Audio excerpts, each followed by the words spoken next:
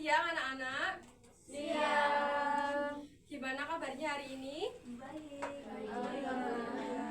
Sepertinya kalian belum sarapan ya? Belum. Baik, lebih baik kita berdoa terlebih dahulu. Mbak Naswa bisa dipimpin teman-temannya berdoa. Baik, sebelum memulai pembelajaran hari ini, alangkah baiknya kita memulai pembelajaran dengan berdoa. Berdoa selesai. Baik, terima kasih. Ibu cek presensi kehadirannya dulu. Hana, Hadir, Bu. Ratiningsih, Hadir, Bu. Naswa, Hadir.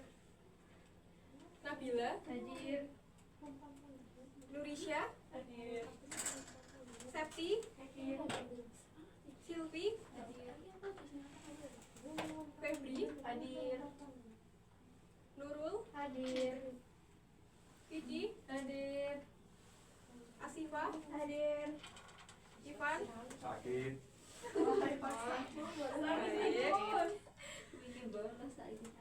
Ibu doakan semoga yang sakit cepat sembuh dan terima kasih untuk yang hadir. Kemudian sebelum kita memulai pembelajaran pada siang hari ini, biar kita semua merasa nyaman, Ibu harap kalian cek kebersihan dulu tempat duduk kalian, apakah di bawah kursi atau di bawah meja, di kanan kirinya ada sampah. Bersih, Bu.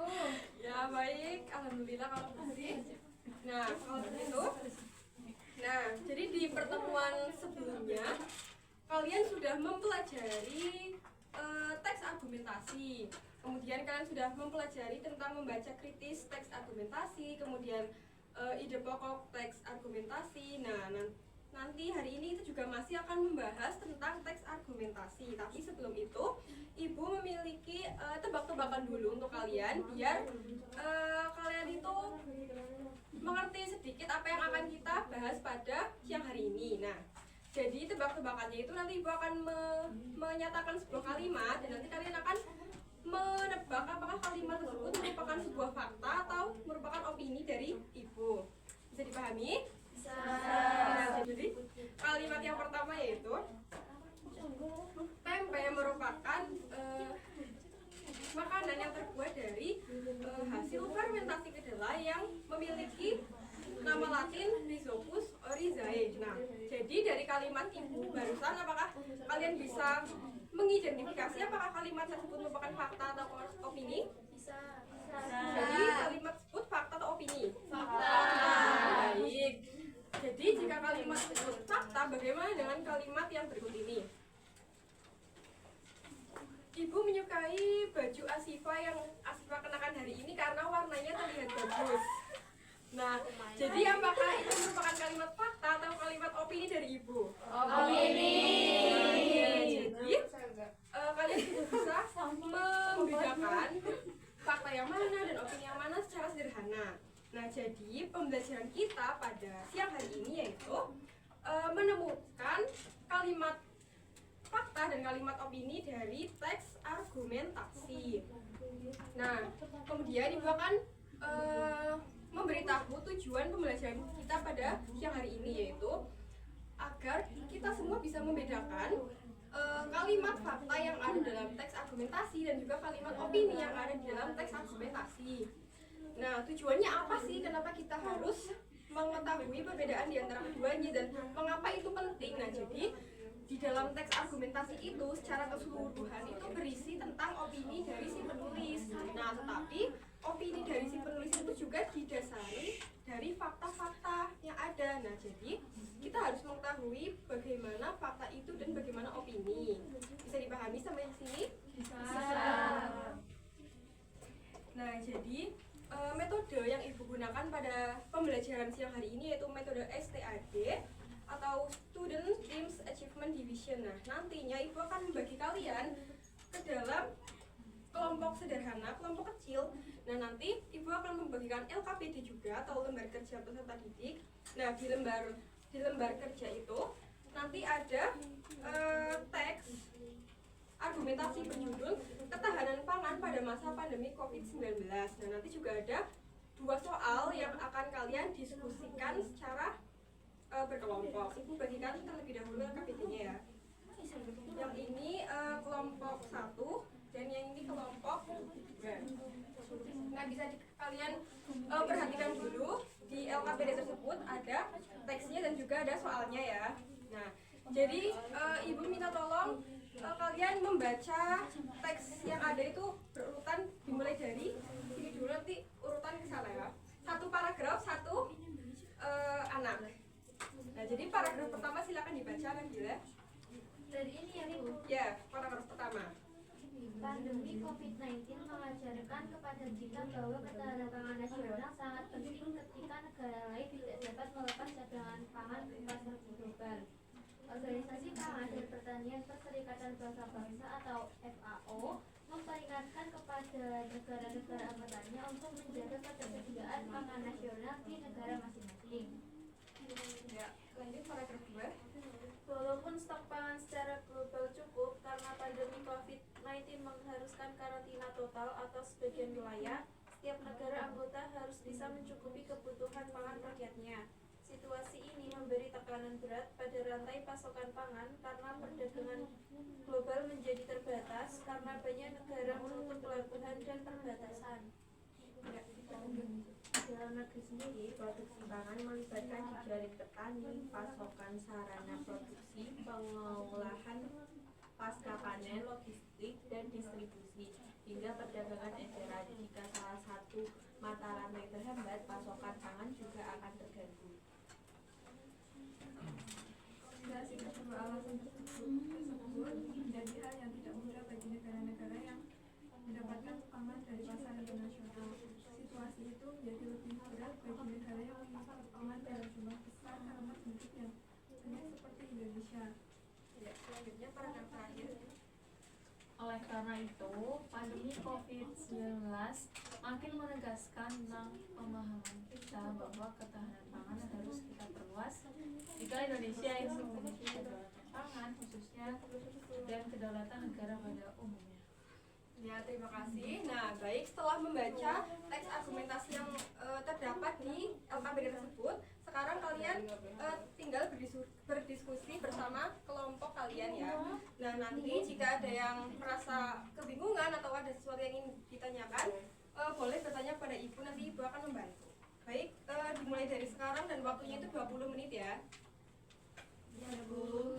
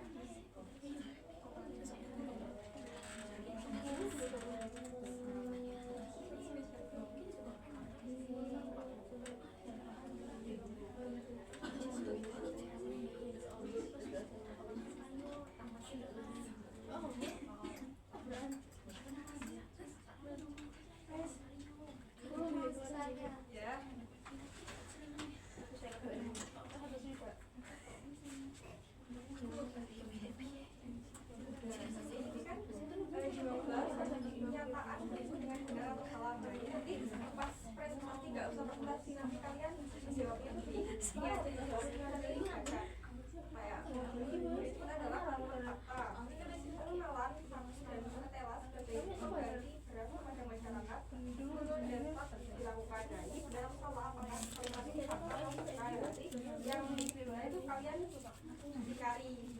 Nah, ini nanti yang dinilai itu yang benar. Jawabannya agak lurus. Loh, kalian itu harus diskusi dengan teman ya, bukan dengan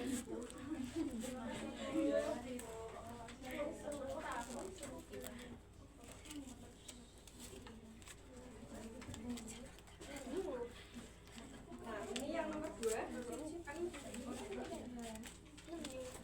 berilah tanda centang pada pernyataan di bawah ini untuk menjelaskan perbedaan antara kalimat fakta dan kalimat opini. Dan ini pas presentasi itu kalian duduk aja, tapi itu nanti dibaca kayak dapat dibuktikan kebenarannya karena berasal dari kejadian yang sebenarnya. Itu bukan fakta atau opini gitu ya. Dari kami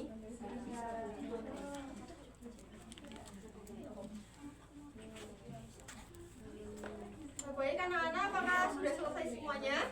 Sudah. Karena semua kelompok sudah selesai berdiskusi, sekarang waktunya untuk mempresentasikan ya. Jadi nanti kalian cukup duduk aja, nanti salah satu perwakilan kelompok itu membacakan jawaban atau hasil diskusi kalian. Jadi bisa dimulai dari kelompok 1, siapa yang akan mewakili? Saya Ya, jadi silakan Mbak Naswa. soal nomor 1.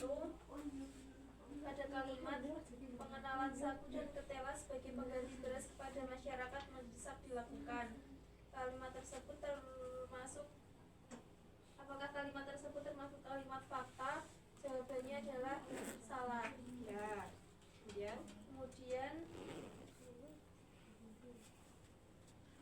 Kemudian pada kalimat ketela mulai ditanam di daerah Kalimantan secara besar-besaran pada tahun 2017 dan panen raya akan terjadi awal tahun 2019. Apakah kalimat tersebut termasuk kalimat opini? Jawabannya yaitu salah. Kemudian pada kalimat pemerintah memberikan bantuan berupa pupuk kepada petani yang mau menanam tanaman selain padi tahun ini. Apakah kalimat tersebut termasuk kalimat fakta? Jawabannya yaitu benar. Kemudian pada kalimat masyarakat perkotaan terutama di Jakarta, Surabaya dan Makassar mulai menyukai umbi-umbian sebagai bahan alternatif pengganti beras. Apakah kalimat tersebut termasuk kalimat opini? Jawabannya yaitu benar. Baik, beri tepuk tangan untuk kelompok 1 yang sudah menjawab dengan benar. Selanjutnya untuk kelompok 2 siapa yang akan mewakili? Ya, silakan dibaca Mbak Titi. Soal nomor 2 yaitu menentukan kalimat fakta atau kalimat opini. Untuk kalimat yang pertama yaitu kalimat dapat dibuktikan kebenarannya karena berasal dari kejadian yang sebenarnya, itu termasuk kalimat fakta. Kemudian yang kedua bersifat subjektif dan biasanya disertai dengan pendapat, saran, dan uraian yang menjelaskan, itu termasuk kalimat opini. Kemudian yang ketiga berisi data-data yang bersifat kuantitatif atau angket dan kualitatif atau pernyataan, itu termasuk ke dalam kalimat fakta. Kemudian yang keempat berisi pendapat tentang peristiwa yang terjadi yang bisa berupa pikiran atau pendapat seseorang maupun kelompok, termasuk ke dalam kalimat opini. Kelima biasanya ditandai dengan penggunaan kata-kata bisa jadi, sepertinya, mungkin, seharusnya, dan sebaiknya, itu termasuk kalimat opini. Keenam mempunyai data yang akurat baik waktu, tanggal, tempat, dan peristiwanya, termasuk kalimat fakta. Ketujuh, kenyataan kejadian yang sedang atau telah dan pernah terjadi, termasuk kalimat fakta. Dan terakhir, menunjukkan peristiwa yang belum pasti terjadi atau terjadi di kemudian hari, termasuk kalimat opini. Ya, baik, beri tepuk tangan untuk kelompok 2. Pedenya dikumpulkan lagi. Nah, baik, jadi karena kalian sudah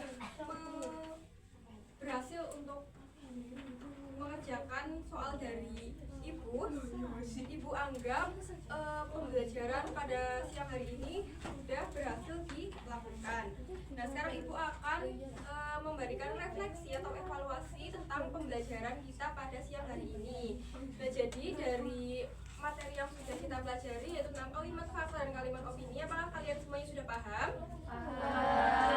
Baik, jadi Ibu akan memberikan kesimpulan secara sederhana.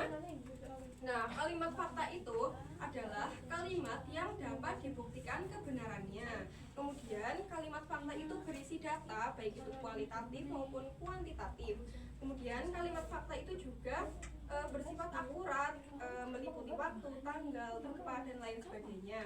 Kemudian kalimat fakta juga merupakan hal yang sedang atau sudah pernah terjadi. Nah, sementara itu, opini merupakan kalimat yang sifatnya subjektif. Kemudian kalimat opini ini berisi pendapat atau perasaan pribadi dari seseorang atau penulis. Kemudian kalimat opini ditandai dengan kata-kata seperti mungkin, bisa jadi, sepertinya, dan lain sebagainya.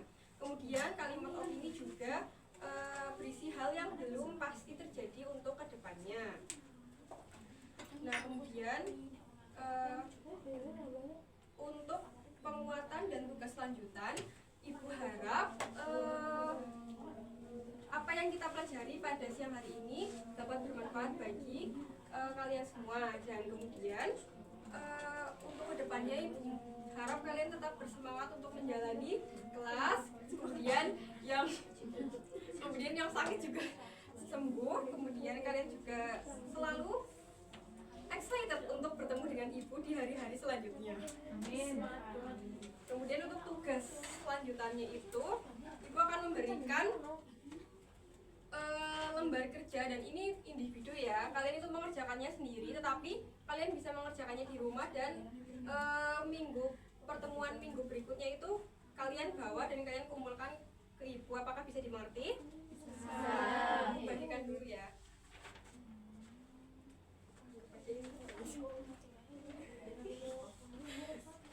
Belakang ya. Ini dibagi ke belakang ya. Oke, siap. Makasih Bu. Ya, baik. Jadi semua materi sudah kita pelajari dan kalian juga sudah memahaminya.